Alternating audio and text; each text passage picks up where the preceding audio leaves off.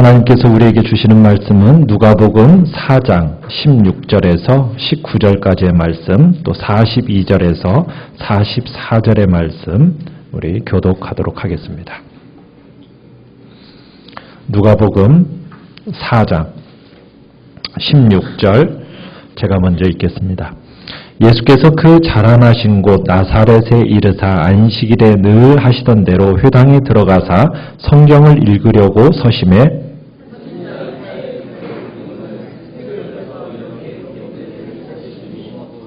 주의 성령이 내게 임하셨으니 이는 가난한 자에게 복음을 전하게 하시려고 내게 기름을 부으시고 나를 보내사 포로된 자에게 자유를 눈먼 자에게 다시 보게 함을 전파하며 눌린 자를 자유롭게 하고 주의 은혜의 해를 전파하게 하려 하심이라 하였더라. 아멘. 42절에서 44절까지의 말씀은 우리 함께 한 목소리로 읽도록 하겠습니다. 시작. 날이 밝음에 예수께서 나아오사 한적한 곳에 가시니 무리가 찾다가 만나서 자기들에게서 떠나시지 못하게 만류하려 하매 예수께서 이르시되 내가 다른 동네들에서도 하나님의 나라 복음을 전하여야 하리니 나는 이 일을 위해 보내심을 받았노라 하시고 갈릴리 여러 회당에서 전도하시더라. 아멘. 오늘 정순평 전사님 나오셔서 희년이라는 제목으로 말씀을 전해주시겠습니다.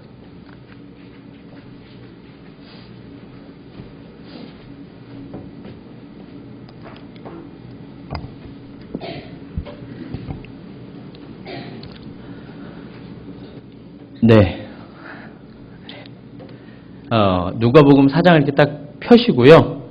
이제 설교를 들으시면서 같이 이렇게 보시면 좋겠습니다. 누가복음 4장부터는 본격적인 예수님의 공생의 사역이 이렇게 전개돼요. 3장, 누가복음 3장 21절 이하에 보면 예수님은 성령으로부터 세례를 받으시죠.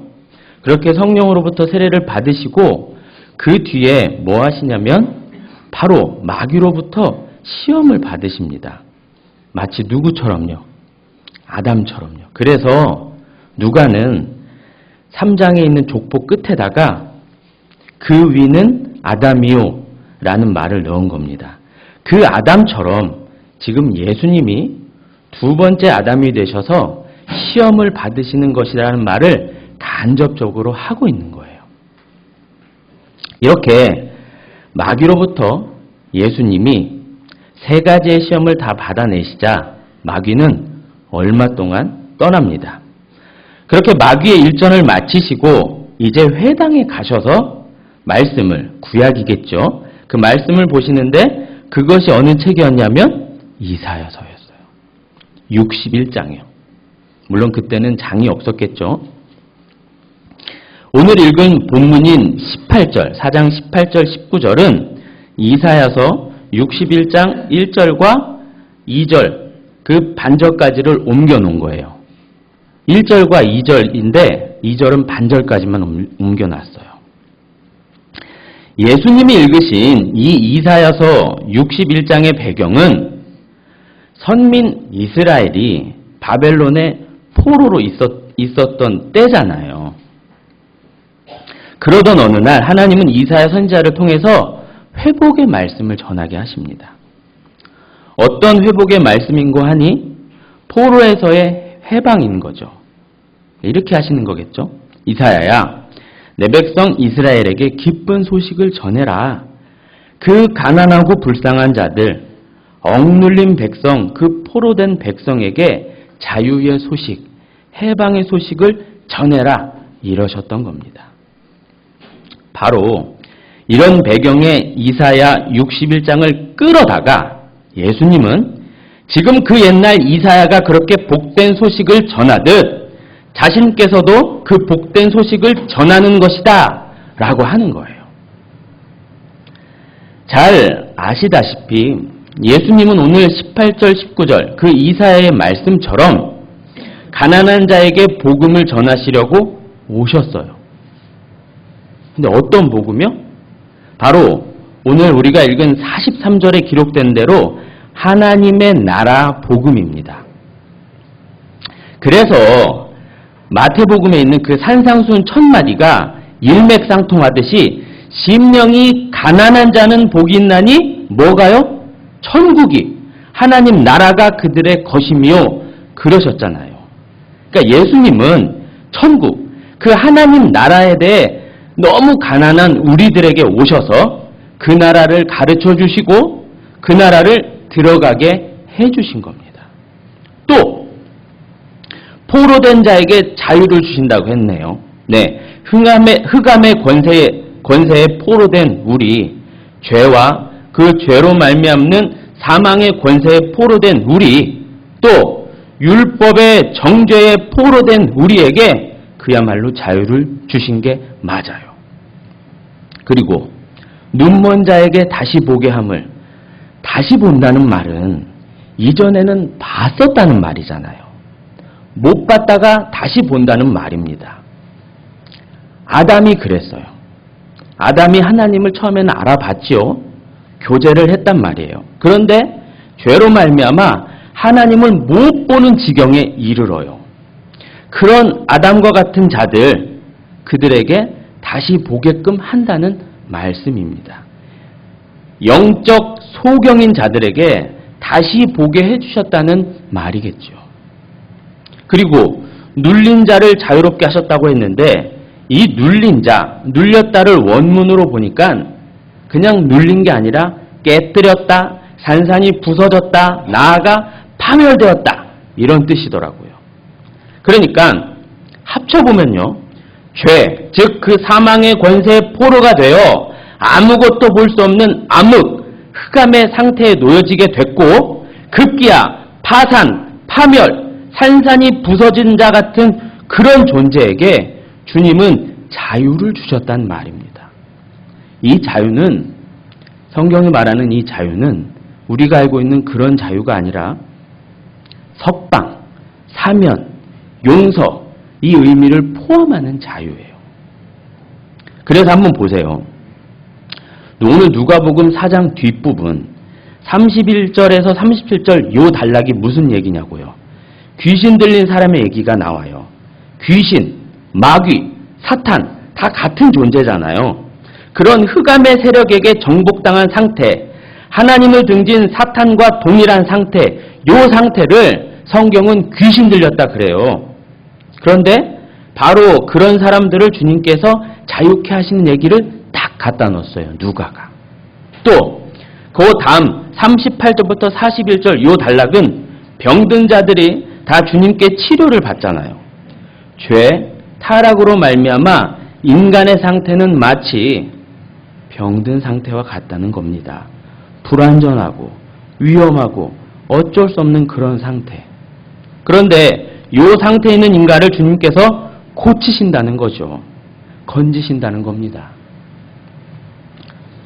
여러분 잘 아시거니와 우리 주님은 단순하게 귀신 쫓고 아픈 사람 낫게 하는 그 일 하러 오신 것이 아니잖아요. 그것이 아니라 주님의 사역은, 그 구원 사역은 마치 귀신 쫓고 병을 치유케 하는 것과 같은 모습이라는 겁니다. 하나님의 그 엄청나신 구원 사역을 설명할 길이 없기에 우리가 알 법한 그런 단어와 이야기로 펼쳐놓은 거예요. 자, 이렇게 말씀드린 대로 죄와 타락으로 말미암아 죽어있는 상태의 모든 인간에게 주님은 선포하시는 겁니다. 이제는 놓일 때다. 이제 바로 은혜의 때다. 구원의 때다. 이렇게요. 주님은 이렇게 은혜로운 때를 선포하러 오신 겁니다. 은혜를 선포하러, 은혜를 전하러 오신 겁니다. 죽음과 사망이 장악하던 세상에서 구원을, 은혜를 선포하러 오신 거란 말입니다. 그 일을 하시기 위해 구약 내내 예언되었던 그분, 바로 그분이 이 은혜를 선포하러 오시는 거예요. 그런데 이건 우리가 어느 정도 알고 있는 얘기예요. 조금 더 들어가 볼게요. 이렇게 예수님은 타락하여 아무것도 할 수 없고 그냥 죄만 토해내는 인간을 구원하러 오셨고 구원하셨는데 그냥 하신 게 아닙니다. 그냥 인간을 구원해 내신 게 아니에요. 예수님께서 타락한 모든 인간을 구원하실 때 그냥 금 나와라 뚝딱 하시듯 그렇게 하신 게 아니라는 말씀입니다. 철저한 하나님의 기준이라는 것이 있거든요. 예수님이 그냥 독립적으로 예수님 마음 내키는 대로 그렇게 막 구원하자, 구원해야겠다 이렇게 하신 게 아니라는 말이에요. 하나님은 질서의 하나님이세요. 하나님께서 세워두신 질서라는 게 있고 법이 있고 체계가 있고 기준이라는 것이 있습니다. 우리가 믿는 하나님은 이처럼 힘이 있다고 해서 자신 마음대로 막 하시는 그런 폭정의 하나님이 아니세요. 그게 우리 인간과 다르거든요. 그런 하나님의 질서, 체계, 기준이 뭐죠? 하나님께서 우리의 구원을 위해 예수님께 요구한 기준, 그 기준, 그게 뭐예요? 첫째, 철저한 순종입니다.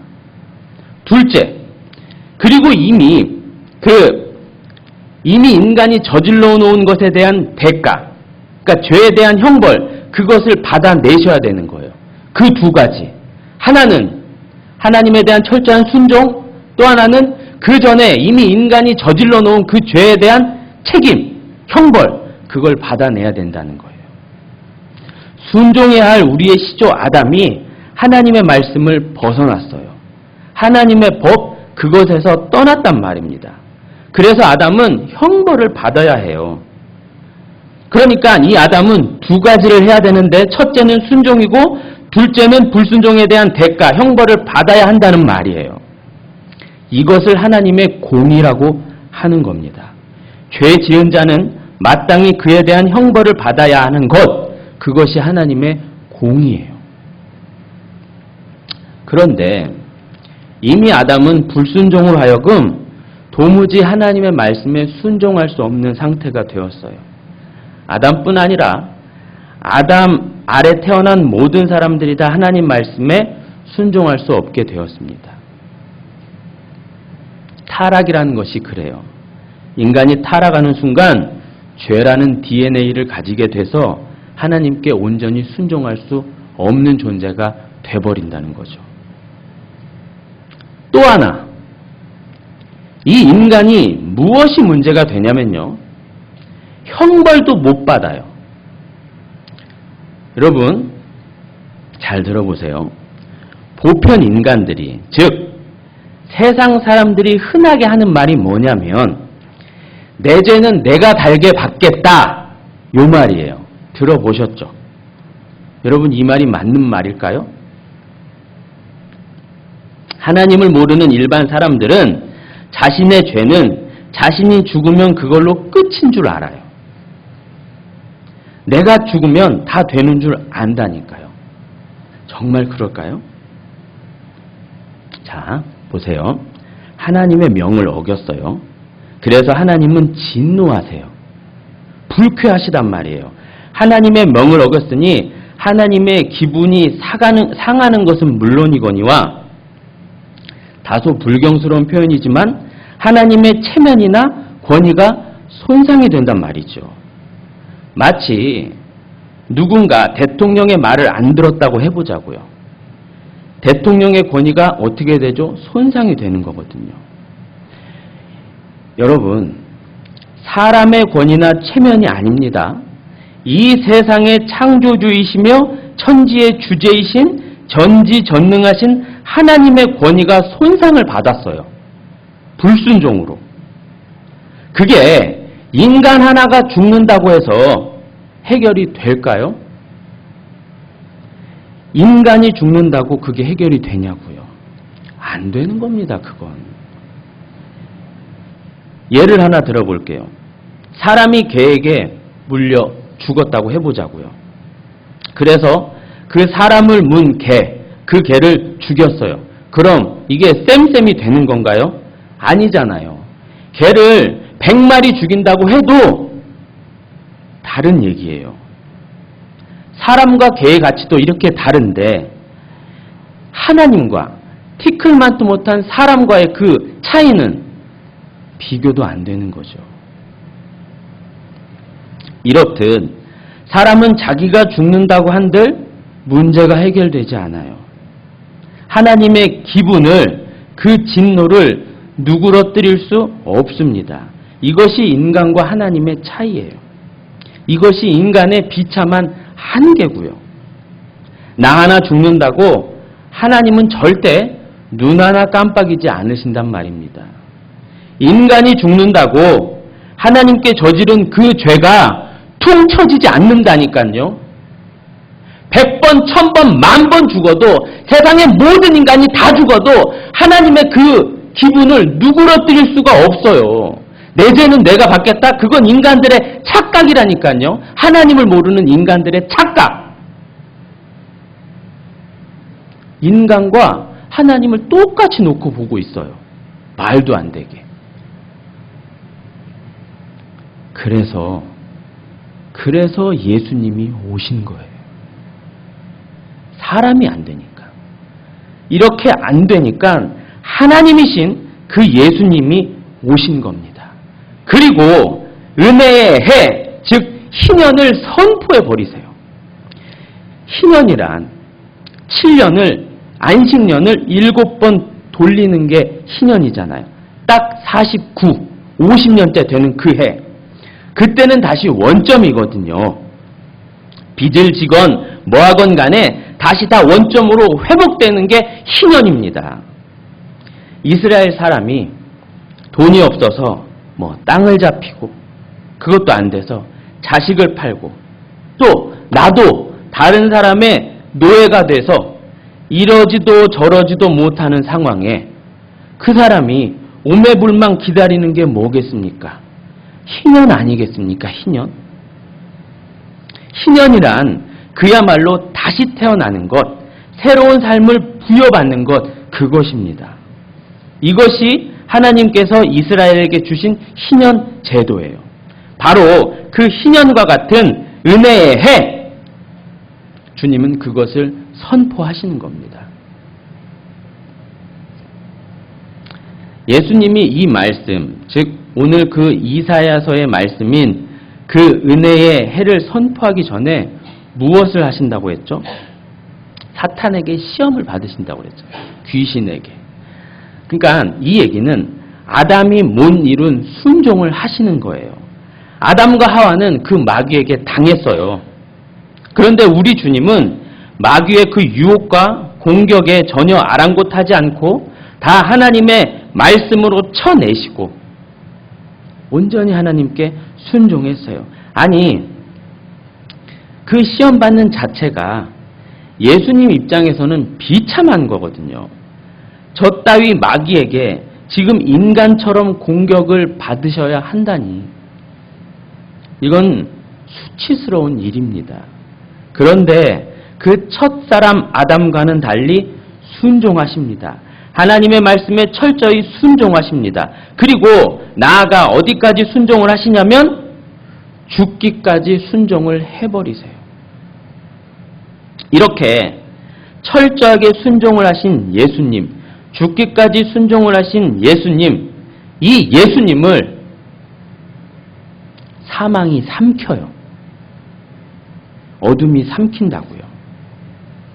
그런데 이 사망이라는 것이 이 예수님을 완전히 삼키지 못하고 토해내요. 왜냐하면 죄가 없으니까.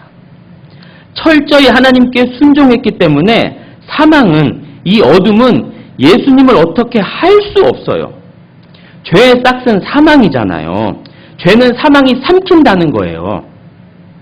근데 예수님은 아무리 살펴도, 사망이란 놈이 예수님을 아무리 살펴도 죄를 찾을 수가 없어요. 아무리 삼키려도 삼켜지지 않아요. 죄가 없으니까. 이제 도리어 사망이 죽게 되는 겁니다. 명백하게 사망이, 어둠이, 사탄이 죽게 되는 거예요. 무고한 예수님을 사망이 삼키려 했으니 이제 죽는 것은 사망입니다. 이게 하나님의 지혜예요.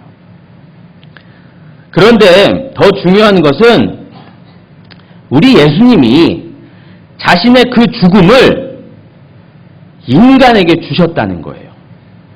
또 예수님의 죽기까지 순종하신 그 순종을 우리 인간에게 주신 겁니다. 해서 우리가 짊어져야 하는 그 순종이라는 숙제와 우리가 받아내야 될 그 형벌의 문제를 예수님이 다 가져가시고 예수님이 이루신 그 순종과 죽음을 우리에게 주신 거예요. 할렐루야! 이게 바로 이중전가입니다. 우리의 것이 그에게 가고 그의 것이 우리에게 오는, 예수님 것이 내게, 내 것이 예수님에게. 그런즉 한 범죄로 많은 사람이 정죄에 이른 것 같이 한 의로운 행위로 말미암아 많은 사람이 의롭다 하심을 받아 생명에 이르렀느니라. 예수님께서 선포하신 은혜해란 바로 이와 같이 인간의 모든 문제, 그 구원의 큰 문제를 해결할 내가 왔다, 이 말인 거예요. 이 말. 그런데 여러분, 은혜해, 예수님은 이 은혜를 강조하셨다는데 주목하셔야 돼요. 무슨 말이냐면, 넘겨주세요. 예수님께서는 이 이사야서 61장 1절과 2절을 다 갖다 쓰지 않으셨어요. 예수님은 누가복음에서 19절에 보시면 주의 은혜를 전파하게 하려 하심이라 하셨는데, 예수님이 갖다 쓰신 이사야서를 보면 뭐라고 되어 있냐면 2절에 여호와의 은혜의 해와 우리 하나님의 보복의 날, 이렇게 되어 있어요. 즉 보복의 날, 이 보복의 날이란 심판의 날, 신원의 날, 이런 의미인데 이 말이 없단 말이에요. 그 말은 빼고 주의 은혜를 전파한다 라고 하셨어요. 일부러요. 예수님은 심판이 우선이 아니라는 얘기예요. 당신의 백성을 살리는 일이 우선이지 이미 죽어가고 있는 자들 죽이는 것이 목적이 아니라는 겁니다. 강한 갈대를 꺾지 아니하시는 분이 예수님이며 꺼져가는 심지를 끄지 아니하시는 분이 예수님이라는 얘기예요. 예수님은 이처럼 은혜를 주시러 오셨어요. 그 은혜를 선포하러 오셨다는 겁니다. 그러나 또 하나 잘 들어주셔야 되는데, 예수님이 은혜의 때라고만 하고 심판의 때를 함구한 것은 이 은혜가 갖는 이중성 때문이에요. 우리 믿는 자에게는 은혜가 되겠지만 안 믿는 자에게는 그 은혜가 도리어 심판이 되는 겁니다. 그러니까 은혜 안에 은혜라는 것과 심판이라는 것이 섞여 있는 겁니다. 자, 지금부터 더 주목하셔야 됩니다. 심판은요, 언제 받아요? 우리가 죽어 하나님 앞에서 이루어지는 게 심판이 아닙니다. 심판은 주님이 오셔서 그 예수님이 재림하셔서 하는 것도 아니에요. 그게 심판이 아닙니다. 심판은 이미 이루어졌어요. 이제 더 이상 심판은 사실 없어요. 무슨 얘기를 하는가 들어보세요. 하나님의 진노나 심판, 그 하나님께 반역한 인간에 대한 진노나 심판, 그걸 묘사하는 이야기가 구약에 많이 등장하죠. 하나님이 막 화나시고 그래서 막 진노를 퍼붓는 얘기들이 구약에 많이 등장하잖아요. 대표적인 게 뭐예요?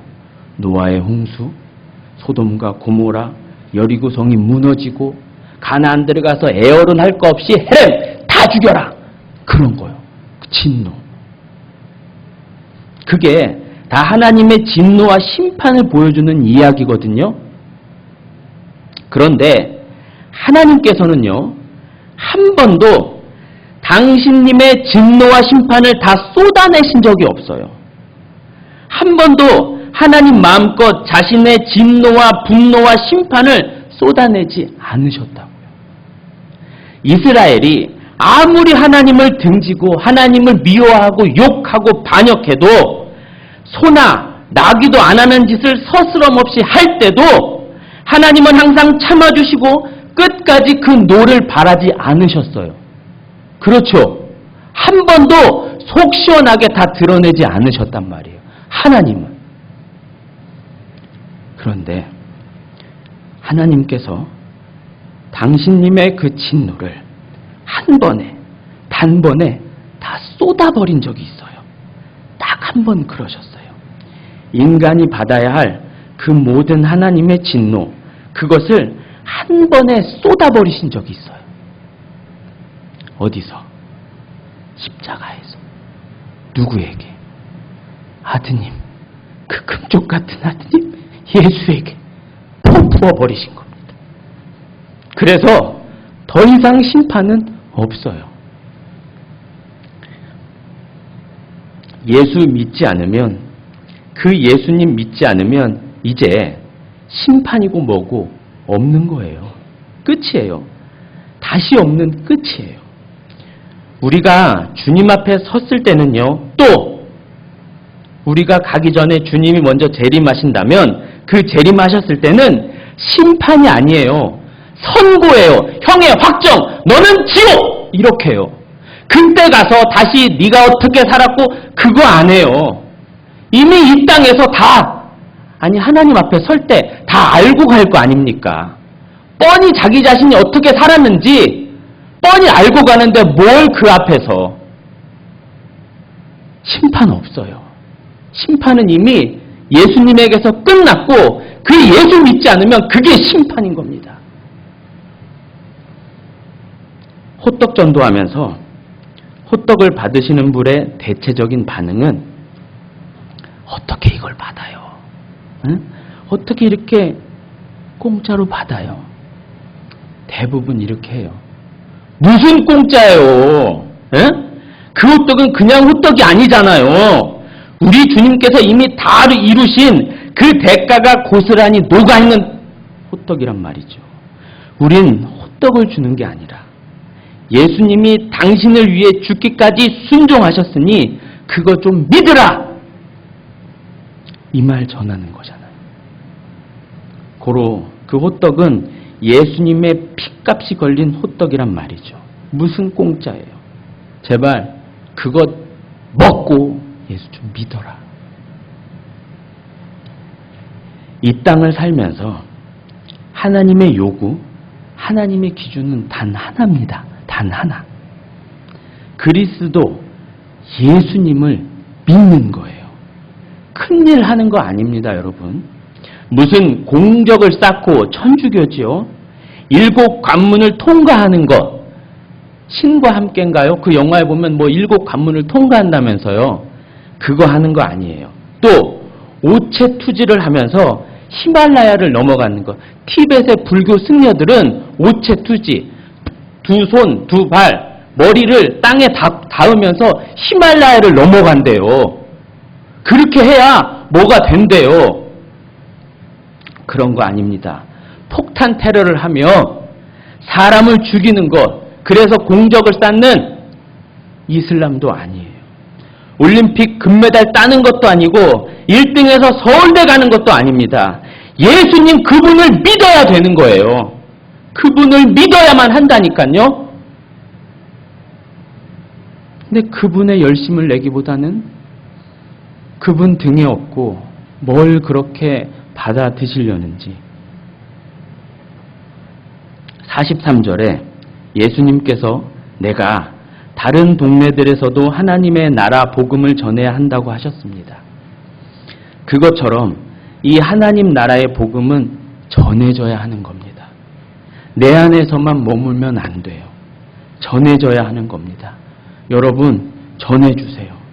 자식들과 손주들에게 좀 전해주세요. 이제 본론입니다. 제가 우리 중고등부 수련회 때 지금 이 설교 할 겁니다. 다른 많은 할 말이 있지만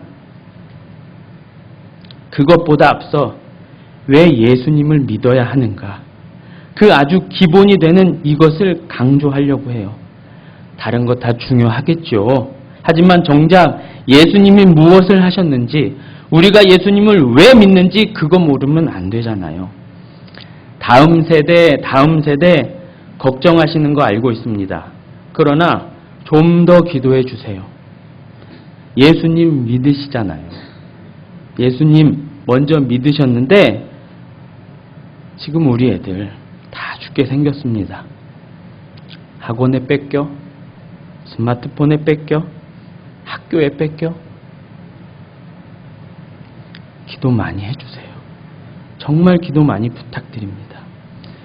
우리 수요 예배 나오시는 어르신들, 제가요 이제 40밖에 안 되는데요, 결혼하고 애 낳고 그러고 보니 이제 좀 어른들 말씀이 귀에 들어와요. 어른 계셔야 한다는 말이 맞는 것 같아요. 우리 어른들께서 건재하게 계시면서 우리 애들, 우리 다음 세대들 위해 기도 많이 해주시고, 잘못한 것 있으면 혼도 좀 내주시고, 또 잘하면 아낌없이 칭찬도 해주시고, 무엇보다 손주들, 자식들 교회로 보내주셔야 됩니다. 호통을 쳐서라도 좀 보내주셔야 돼요. 일주일에 한 번인데 그것도 못 나오고 있어요. 일주일에 한 번 딱 1시간인데 그걸 못 나오고 있어요. 지금이 어떤 시대입니까? 25절 이하에 보시면 이렇게 돼 있어요. 엘리야 시대에 3년 6개월간 하늘이 닫힐 때 누구에게만 엘리야가 보내졌다고 하지요? 사렙다 과부입니다. 또 엘리사 시대에 많고 많은 나병 환자 중에 누구만 깨끗해졌다고 하나요? 수리아 사람 나아만입니다. 이 말은 그 사렙다 과부 마냥, 또 그 나아만 마냥 심령이 가난한 자, 즉 하나님밖에 없음을 아는 자, 다른 방법이 없고 오로지 주님밖에 없음을 아는 자, 그 절대 빈곤의 가난한 마음을 가지고 있는 자에게만 복음이 들린다는 거예요. 그런데 그런 가난한 마음이 없다라는 거예요. 하나님을 향해 난 하나님밖에 없어요.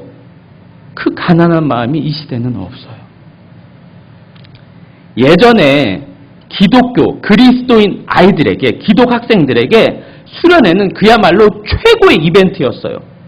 교회 다니기 때문에 이거 해도 안 되고 저거 한다 안 되고, 어른들이 그랬거든요. 그건 세상이야. 어떻게 그럴 수 있니? 거룩하지 못하게, 부정하게. 그런데 그러다가 이제 수련회가 오면 그야말로 같이 먹고 놀고 자고 게임하고 마음껏 부르짖어 찬양하고 막 부르짖으며 기도하고 말씀 듣는데 주목하고, 거기서 자기들이 풀고 싶은 걸 다 풀었어요. 그때 수련회는 정말 최고였죠.